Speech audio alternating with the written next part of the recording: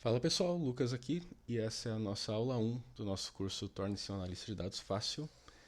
E essa aula a gente vai estar de fato começando, né? Na aula da zero a gente instalou os programas que a gente precisava e agora vamos começar de fato a aprender SQL. Então vou seguir aqui na estrutura de tópicos que eu fiz. A primeira coisa é explicar para vocês exatamente o que é o SQL, né? Como eu tinha feito uma comparação na última aula, a gente pode enxergar uma base de dados, que é o PostgreSQL ou o MySQL, por exemplo, como sendo um galpão, né, um warehouse, onde a gente vai ter funcionários e nesse galpão a gente pode armazenar coisas lá dentro, pode armazenar caixas. Vamos imaginar que cada caixa seja, por exemplo, uma tabela, um conjunto de informações, que seja. É, então, o SQL ele vai ser o idioma que a gente vai usar para se comunicar. Tanto o idioma quanto o dialeto, inclusive, né? Que a gente vai usar para se comunicar. Por quê? Porque de uma base de dados para outra, ou seja, de uma warehouse para outra, né? De uma casa para outra, a gente vai ter palavras diferentes para designar coisas similares, né? Então, o SQL significa Structured Query Language, ou seja, linguagem de consulta estruturada. E é muito comum dentro do SQL a gente falar que a gente faz uma query, ou seja, a gente faz uma consulta. O que é uma consulta? Ela vai ser literalmente uma consulta a uma tabela, tá? Uma base de informações que a gente vai ter. Não necessariamente só uma tabela, mas a uma base de dados. Por quê? Porque pode ser uma consulta de várias tabelas diferentes. Pode ser que você vai falar para os funcionários lá do seu galpão, você pode falar assim: olha, eu quero que você pegue essas informações da caixa A e da caixa B, juntando elas de determinada maneira que eu vou te descrever aqui. Ou seja, então você está pegando, né, fazendo uma consulta a várias tabelas dentro de uma base de dados. Então é mais ou menos isso. O SQL é essa linguagem que a gente vai usar, tá? E antes de entrar na estrutura do SQL, eu quero falar sobre tabelas e os elementos que essa tabela vai ter, tá? Então, quando você tem uma tabela, ela é isso daqui, né? É de senso comum para a gente, né? O que é uma tabela, mas é muito importante a gente se ater de maneira bem rigorosa aos elementos de uma tabela. Né? O que é uma tabela e o que são os elementos? Porque isso vai fazer diferença na hora da gente estruturar o nosso código, das nossas consultas, das nossas queries. Então, é importante que a gente entenda o seguinte, né? Aqui eu fiz uma tabela pequena, né? Se a gente olhar, ela tem 28 linhas, né? Se você olhar aqui, ela começa no índice 0 aqui e vai até 27, né? Então, de 0 até 27, a gente conta 28 linhas. Então, isso daqui, eu vou até contornar aqui, ó, para destacar. Eu sei que às vezes pode parecer uma informação óbvia, mas é uma coisa assim, importante da gente ter isso bem assentado no começo. Então, isso daqui, né, esse quadrado que eu contornei aqui em laranja, isso é a nossa tabela. E dentro da nossa tabela, o que a gente vai ter? A gente tem o cabeçalho dela, né? O que é o cabeçalho? Vai ser o nome de cada uma das colunas, tá? Porque dentro da tabela a gente vai ter essas colunas aqui, tá? Eu vou pegar essa daqui, vou contornar ela aqui de alguma cor. Então, o que eu vou ter aqui dentro desse quadrado roxo é a minha coluna. E a gente tem as linhas, né? Excetuando essa linha aqui, que é a linha de cabeçalho, onde vai ter os nomes das nossas colunas, a gente vai ter as linhas. Então, por exemplo, então isso aqui que está em verde é uma linha. Detalhe importante, né? Os nomes em inglês, né? Table para tabela, coluna vai ser column, e linha, em inglês a gente chama de row. Então, esses são elementos importantes da gente ter em mente, porque eu vou usar isso daqui bastante na hora de falar de estrutura de código. Outra coisa que é importante é a gente saber do tipo de dado que vai ter em cada uma das nossas colunas. E o que é esse tipo de dado? Primeiro eu dar um contexto do que essa tabela está trazendo, tá? Essa tabela, ela é parte daquela tabela de vendas que eu falei na aula 0, que a gente vai usar ao longo do curso inteiro. Então, ela traz basicamente em cada linha, ela vai trazer uma informação para a gente sobre uma venda feita da nossa loja online. A gente tem uma loja online que a gente faz vendas e ela vai trazer alguns dados. O que ela vai estar trazendo para a gente, né? Ignorando por enquanto essa coluna índice, ela vai ter a coluna ID da compra, que ela vai trazer um código daquela compra. Ah, mas ó, por exemplo, aqui, esse código se repete várias vezes, né? Esse 536-365. Então quer dizer assim, que é uma mesma compra onde são comprados vários produtos. E aí o produto é identificado por esse ID, que eu chamei aqui de produto ID.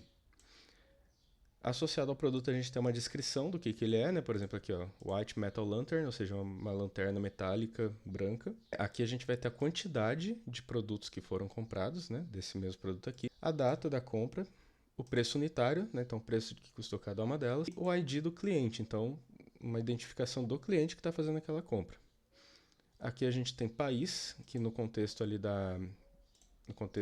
dessa tabela aqui, é o país onde foi feita aquela compra, ou seja, esse cliente aqui, ele é do Reino Unido, por exemplo.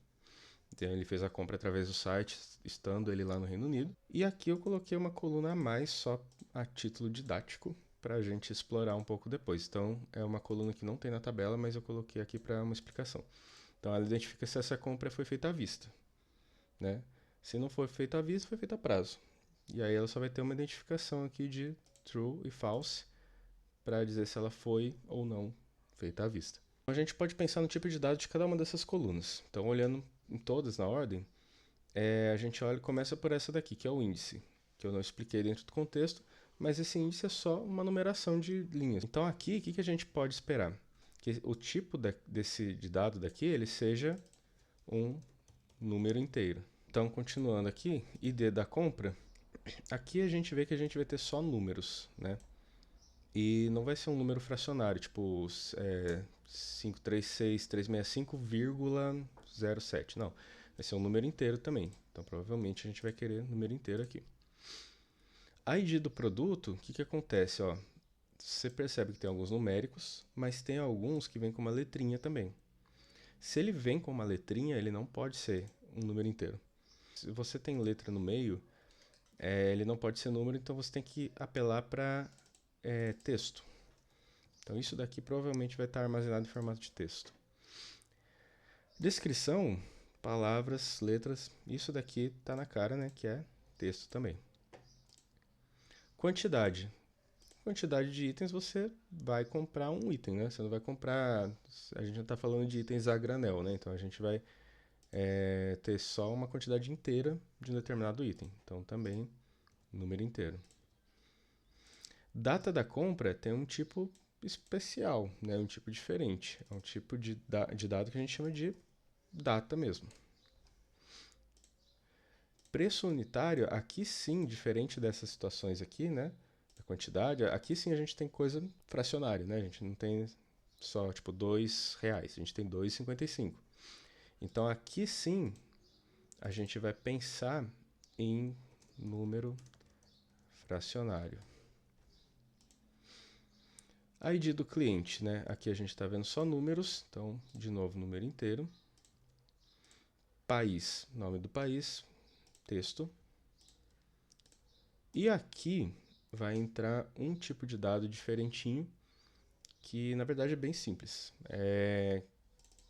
A gente tem aqui algo que só pode assumir dois valores, ou verdadeiro ou falso.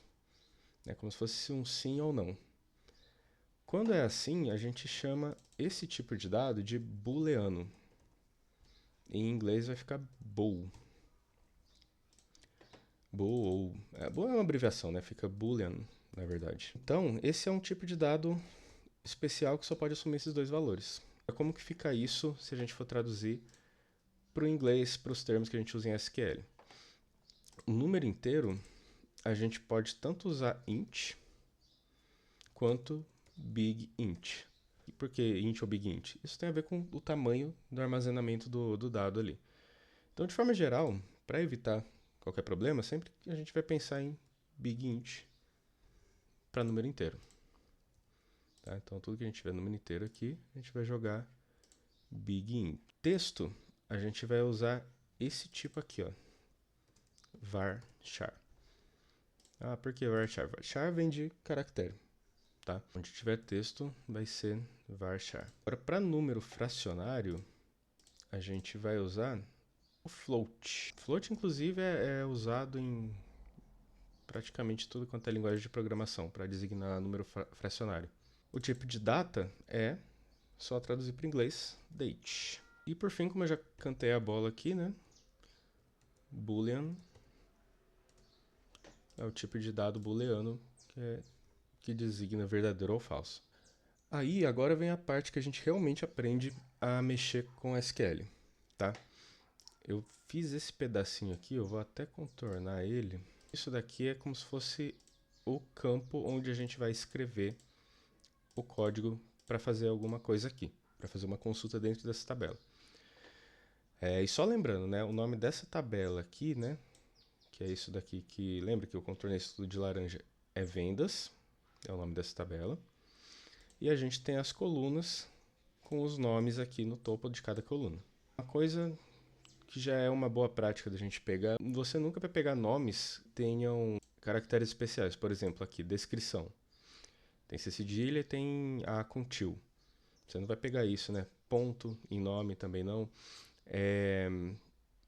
Separação com espaço você também não vai pegar em nome. Sempre vai ser um nome junto, com caixa baixa, ou seja, não vai ter letra maiúscula e não vai ter caractere especial. Então, para a gente já se acostumar a isso, eu vou renomear junto com vocês aqui essa tabela, tá? Então, índice, e detalhe, né? Já vou começar a colocar as coisas em inglês, porque todas as ferramentas que a gente pega ali para análise de dados acabam sendo em inglês. Então, para a gente começar a já se acostumar, eu já vou começar a renomear isso daqui em inglês. Então, se a gente tem uma coluna de índice, eu vou chamar ela de index. Letra minúscula, tá? ID da compra, aqui eu vou colocar invoice NO, que é invoice number. NO é abreviação de number em inglês. O que é invoice? Invoice é nota fiscal em inglês. Tá? Então, sempre que a gente fala de vendas, a gente vai falar de invoice para tratar de uma venda. Né? Produto ID, eu posso colocar Product ID. Eu posso usar underline, tá? Para nomes de colunas. Aqui, descrição, só vou traduzir description.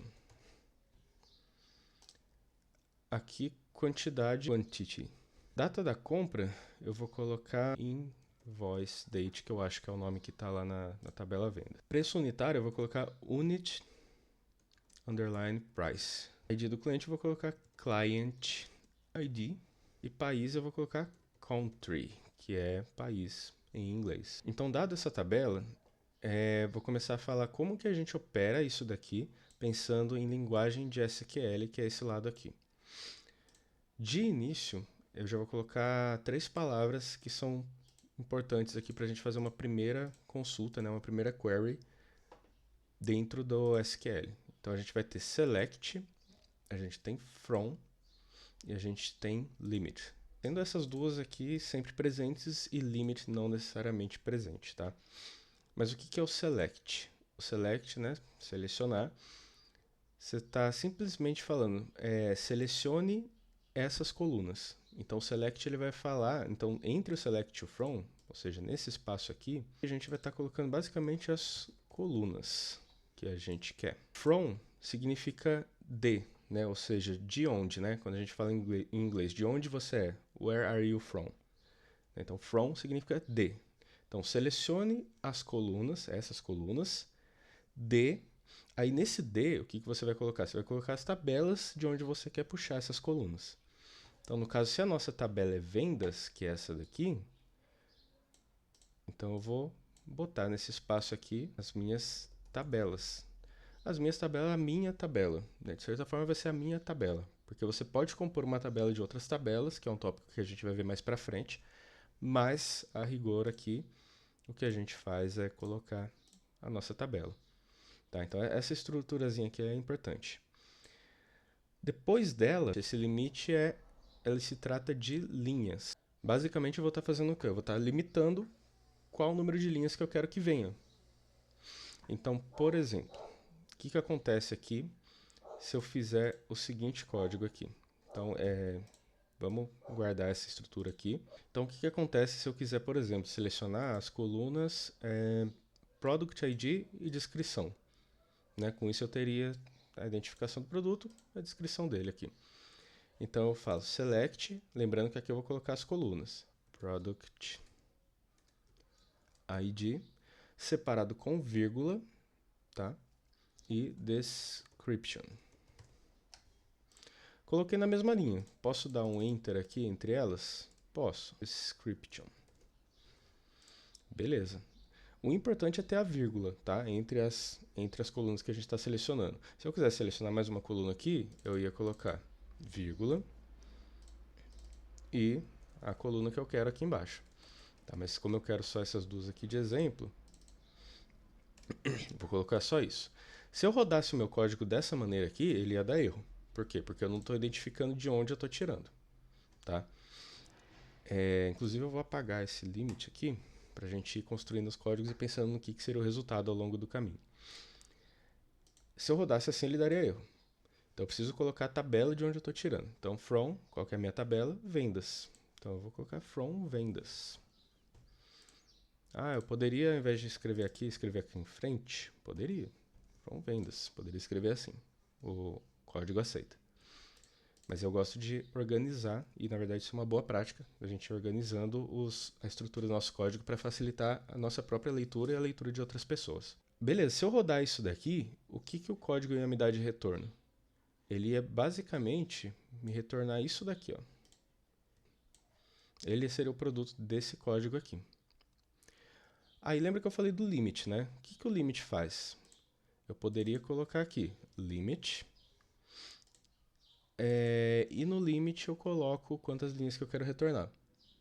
Então, por exemplo, se eu colocar limit 5, o que ele ia me retornar ao invés disso daqui? Ele ia pegar 5 linhas dessas duas colunas. Então, poderia ser assim, por exemplo, 1, 2, 3, 4, 5. Ele poderia me retornar isso daqui.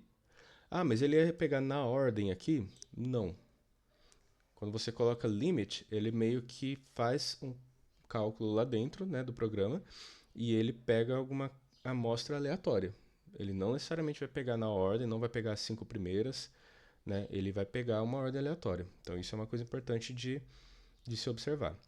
Então não necessariamente ele vai retornar isso daqui, mas ele vai retornar aleatoriamente 5 colunas. Então ele poderia retornar isso daqui, ó. Essa daqui e essa daqui. É um exemplo. E esse código poderia retornar isso daqui. Tá? Então, isso é uma primeira estrutura da gente selecionar coisas de uma tabela. Então, esse é um primeiro exemplo. E se eu selecionasse, por exemplo, a coluna country, né? Como que ficaria? Aqui teria que ter uma vírgula, aqui iria entrar country, na seção das colunas. Lembrando, né? Em roxinho aqui, colunas, em laranja aqui, tabelas. Se fosse esse mesmo código aqui, aí ele iria simplesmente pegar esses, além de ter pego essas aqui, ele teria pego os países, né? Então o produto seria, por exemplo, se ele pegasse essas 5 primeiras, lembrando que é ao acaso, né? Não necessariamente ele pegar 5, ele pegaria 4, 5, isso daqui, e jogaria aqui. E aí esse seria o nosso resultado. Tá? Então, com isso, e ao final de todas as aulas, eu coloquei exemplos práticos aqui para a gente fazer, né, em SQL, e esse é o motivo da gente ter instalado tudo isso, instalado o Debeaver, instalado o PostgreSQL, para a gente poder trabalhar, botar a mão na massa nisso daí. Então, eu coloquei um primeiro exemplo aqui. Preciso de uma listagem amostral de 20 vendas da nossa loja, só com o nome do produto e o valor da venda. Então, e a tabela que ele quer que a gente use é a tabela vendas. Então, como que a gente pode fazer isso? Né? Como que a gente pode pensar nisso? Ele precisa de uma listagem amostral. O que significa listagem amostral? Uma amostra. Né? Como é uma amostra, ele não especificou nenhuma ordem, não especificou nada, né, sobre o que ele quer. Ele só falou que ele quer que seja só com o nome do produto e o valor da venda. Claro que assim, né? No mundo de análise de dados, nem todo pedido de tarefa de dados vai ser perfeito. Então, por exemplo, vamos interpretar dessa maneira: nome do produto que seja a descrição do produto, tá? e o valor da venda. Vamos entender a venda como sendo isso daqui, né? Eu sei que tem o invoice number, né? A venda seria tudo isso daqui, mas vamos pensar como sendo cada linha, nesse caso aqui. O que seria o valor de venda dessa linha, por exemplo, desse produto aqui, né? White Metal Lantern. Eu vendi 6 White Metal Lantern. Qual que seria o valor dessa venda? Seria a quantidade multiplicado pelo preço unitário. Né? Então, como que a gente faria isso aqui dentro desse contexto? Né? Primeiro, vamos olhar o que ele quer. Né? Então, nome do produto, a gente quer então o description. Então, vou colocar aqui. Opa.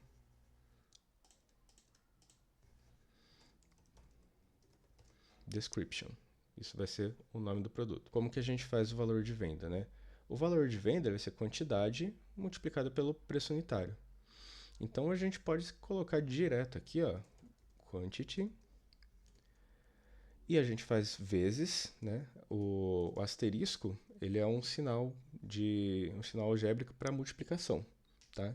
E isso não conheço nenhuma linguagem de programação que isso mude. O asterisco sempre vai ser identificado ali como multiplicação. Existem alguns lugares que 2 asteriscos vão significar exponenciação, ou seja, é um número elevado a outra coisa. Mas nesse caso, a gente vai estar pensando só, inclusive para o curso inteiro aqui, a gente vai estar pensando só em multiplicação, tá? Então vai ser quantity multiplicado por unit price. Isso a gente vai estar tirando da tabela de vendas, né? E no caso, ele está pedindo 20 vendas. Ou seja, a gente quer só 20 linhas.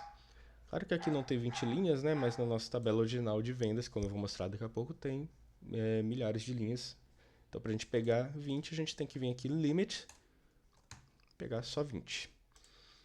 Esse, então, seria o código desse nosso exemplo prático aqui. Tá? Vamos fazer isso no Debeaver para a gente começar a pegar o traquejo aqui. Então, como mostrei na aula 0, né, já instalei aqui a base de dados, já trouxe as tabelas aqui para dentro, né, tem a tabela clientes e tabela vendas. A gente só vai entrar nessa tabela clientes mais para frente no curso. Por enquanto, só a tabela vendas. O que eu faço para fazer um código SQL aqui dentro? Posso vir aqui ó, na minha conexão, clique com o botão direito do mouse, SQL Editor, Open SQL Script. Aqui ele está mostrando um que eu já tinha salvo aqui, mas eu vou abrir um novo para mostrar para vocês. Então ele vai abrir dessa maneira aqui, tá? Então eu vou passar aquele código que eu tinha feito para cá. Primeiro eu vou só mostrar para vocês como que fica a tabela aqui dentro. Eu vou colocar um select from vendas limit 10. Essa daqui é a tabela de vendas, né? Quando a gente faz uma query, o resultado dela aparece aqui também em forma de tabela, né? Toda query tem como resultado uma tabela. E em que a gente tem as colunas index, invoice number, stock code, description, quantidade, né? Assim como estava lá. Então o que a gente quer fazer? Quero selecionar as colunas que tem o nome do produto, então está em description, vírgula, e eu quero selecionar o valor da venda ali da linha, quantidade pelo unit price. Aqui ele colocou sem underline. Unit price. Agora o from, né? E eu quero que vocês percebam uma coisa também, tá? Aqui eu não estou escrevendo com letra maiúscula também as palavras do código, né? Porque não é necessário. Mas também não é um problema. Você pode escrever select em letras maiúsculas, você pode escrever o from em letras maiúsculas. A critério de organização, vai da sua preferência. Então, from a minha tabela, que é vendas. Aqui ele mudou sozinho para letra minúscula, não sei porquê. Mas, tanto faz. Então, from vendas, né, já está aqui minha tabela. E eu vou colocar, né, eu só queria 20 linhas, então limit 20. Depois que eu faço tudo isso, ó, o meu código ele fica alinhado aqui, ó, numa barrinha lateral. Se eu der play aqui, ele vai rodar esse código aqui. Então, ó, dei play. Beleza, ó. O que ele retornou? Ele retornou o nome, né, a descrição, conforme a gente tinha pego. E ele retornou aqui o valor da multiplicação da quantidade por preço unitário, né? Detalhe que aqui, né, ele retornou várias casas decimais, né? Não necessariamente isso daqui precisa vir com esse número de casas decimais, até porque isso daqui é um preço de venda, né? Você não vai falar esse preço aqui, por exemplo, né? 15,2999. Mas mais para frente a gente vai ver como trabalhar esse formato aqui de saída. O que eu queria mostrar agora sobre esse resultado é isso daqui, ó. A gente vê que essa coluna ela veio como description e a gente vê que essa coluna ela veio como interrogação, coluna, interrogação. Ou seja, é porque aqui no description ele pegou o nome dessa própria coluna. Só que aqui a gente não tem uma coluna só, a gente tem uma operação entre duas colunas. E aí como que ele vai decidir o que ele vai nomear? Então, a gente pode atribuir, sempre que a gente vai selecionar uma coluna, aqui no select, a gente pode atribuir um nome a essa coluna. Como que a gente faz isso? A gente usa s. Então, o próprio description a gente não precisa deixar vir como description. A gente pode colocar s, nome, produto. Já que ele pediu ali pra gente, né, o gerente pediu pra gente o nome do produto. E no caso aqui do quantity versus vezes, né, unit price, a gente pode colocar, por exemplo, valor da compra. A gente coloca o que a gente quiser. Com aquelas mesmas regrinhas, né? Não colocar espaços, não colocar caracteres especiais, enfim. Se a gente rodar agora dessa forma, aí as colunas vêm nomeadas do jeito que a gente quis, né? Nome do produto, valor da compra. Isso daqui é muito útil para a nossa organização e para a leitura. Então, dessa forma, a gente conclui essa primeira tarefa de SQL aqui, né? Aprendendo a usar essas partículas aqui e aprendendo alguns detalhes sobre a linguagem. Tá? Tem muito mais detalhe para ver, mas a gente vai explorar isso nas próximas aulas. Então, para essa aula era isso, e um abraço e até a próxima aula.